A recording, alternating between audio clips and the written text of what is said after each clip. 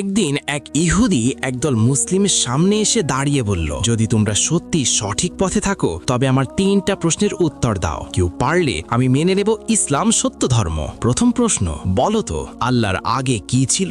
সবাই চুপ, কেউ উত্তর দিতে পারল না। তখন ভিড় থেকে একটি ছোট শিশু বেরিয়ে এসে বলল, আমি উত্তর দেব। শিশুটিকে দেখে ইহুদি হেসে বলল, ঠিক আছে বলো। শিশুটি বলল, আপনি 10 থেকে 1 পর্যন্ত উল্টো গুনুন তো। ইহুদি গুনল 10, 9, 8, 1। তখন শিশুটি বলল, 1-এর আগে কি? ইহুদি বলল, 1-এর আগে তো কিছুই নেই। শিশুটি মুচকি হেসে বলল, যদি গাণিতিক 1-এর আগে কিছু না থাকে তবে আমার এক ও আদিতীয় আল্লাহর আগেও কিছু নেই। তিনি আদি, তিনি অন্ত।